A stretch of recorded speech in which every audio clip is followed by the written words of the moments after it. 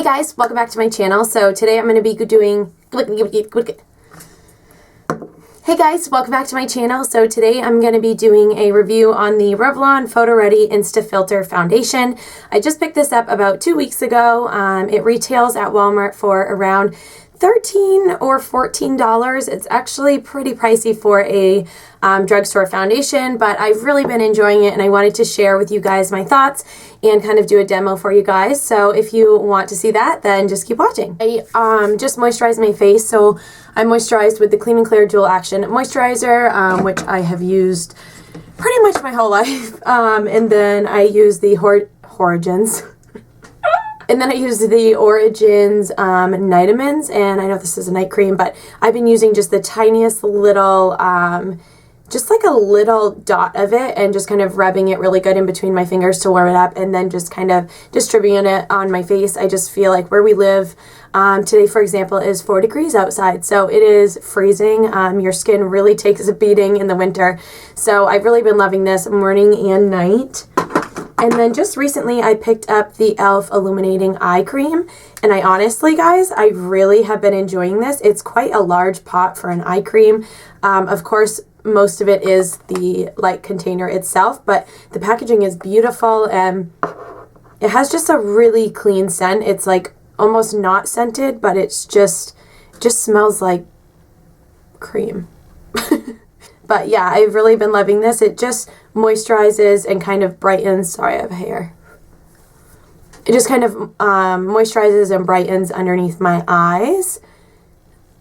So I've been loving this stuff, and it's only like $11 or something. And for an eye cream, you guys know that is so inexpensive. So moving on to the whole point of this video, I'm going to be doing a review on the Revlon Photo Ready Insta Filter Foundation. This is new by Revlon, so this is what the packaging looks like. Not a huge fan of the packaging. It's not, I prefer like more sophisticated looking bottles like the Milani in the glass container with the pull off and the pump. It just feels like a higher end. You wouldn't really notice the difference holding that and then holding something like a foundation from Sephora. This one I can kind of tell right away that it's just not luxurious by any means. So it has a little cap here at the top which you pull off, and it has like a little stopper there, if you can see inside, that goes down into the hole of that foundation sponge. So I will just be completely right up front. I hate this packaging and I hate this. I don't understand why they thought that was a good idea. I wash my beauty sponge. I wash my beauty sponge on a daily basis, and this I just feel like I couldn't wash. So it doesn't really make sense. It seems really like unhygienic or whatever. But you guys can see that the product dispenses out there. So when I twist the bottom, foundation comes to the top. So what I've been doing is just kind of squeezing this and then taking it on my finger. And the consistency is quite thin. I don't know if you guys can tell there, but it's like in between. It's not thick, but it's not like watery. But it is like, it's not moussey or thick or anything like that. It's definitely a thinner consistency, especially for the coverage that this foundation offers. I think it's much thinner than I had anticipated it being. But anyway, that's pretty much all I have to say about the packaging. I'm just not a fan at all. As for the product inside, I've actually really been enjoying this. The lasting power is amazing. I've been able to wear it all day long. It doesn't get patchy. The only thing I have found is when I'm applying it, if I don't like dab my beauty blender, if I swipe at all, it creates like a streak and it kind of gets splotchy, so then I really have to like dab over that spot to even it out.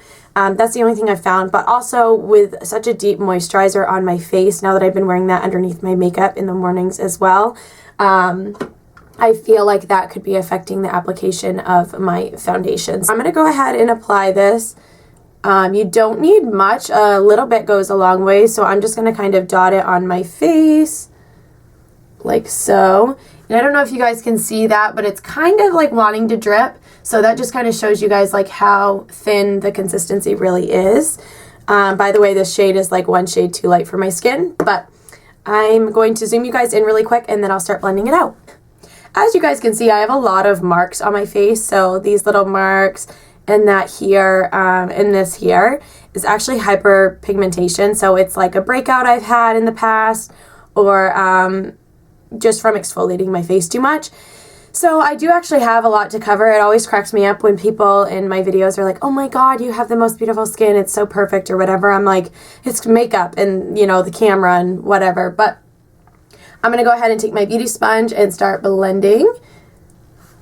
And I'll just kind of try to get close up in the camera. But you guys can see that it blends out really quickly and very easily with quite a bit of coverage. So I'm going to go over this right here in kind of this area. And you guys can see how it really starts to diminish. Is that the right word? Diminish? I don't know. I think that's what I'm trying to say. Oh yeah, it's really natural looking. I can kind of see the makeup on my face, but that tends to kind of sink in and go away. So I'm going to go ahead and go on the other side of my face. You guys can see the difference.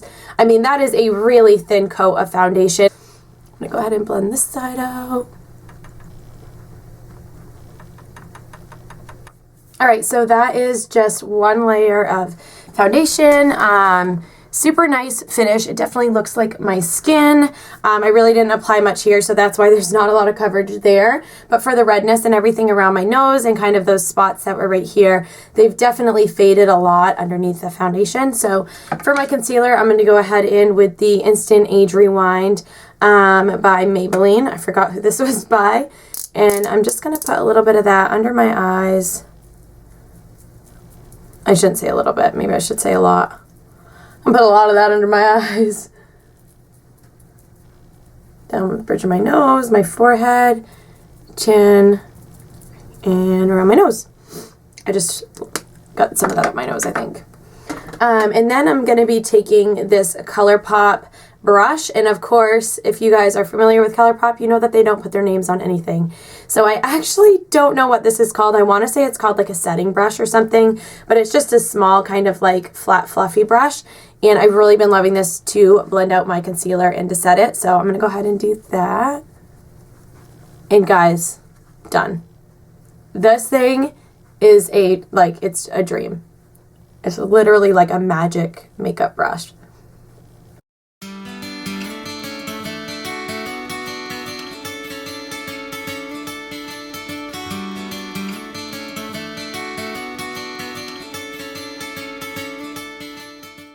I'm going to be setting it with the Fit Me Loose Powder.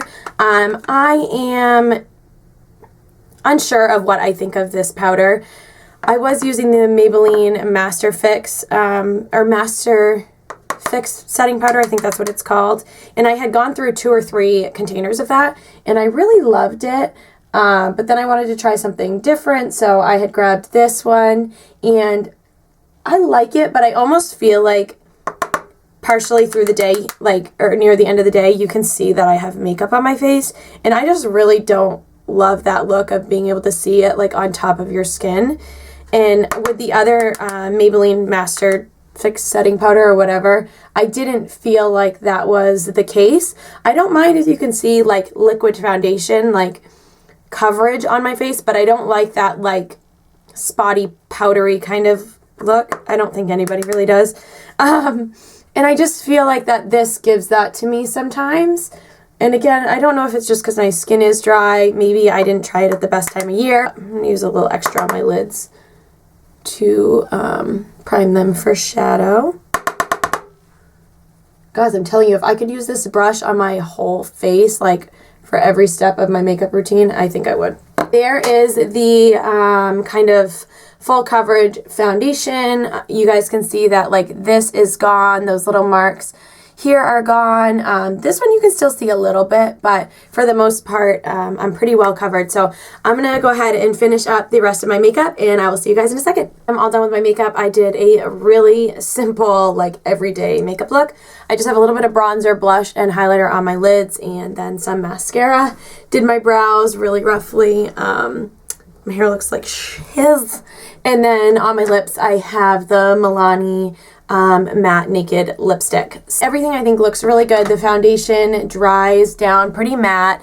You can see it doesn't like accentuate any of my pores, which is huge for me. Yeah, so I usually get like smile lines with most of my foundations right around here, and I don't seem to get that with this foundation. So once it sets, I feel like it's pretty good. It does get a little bit dewy towards the end of the day, but nothing crazy.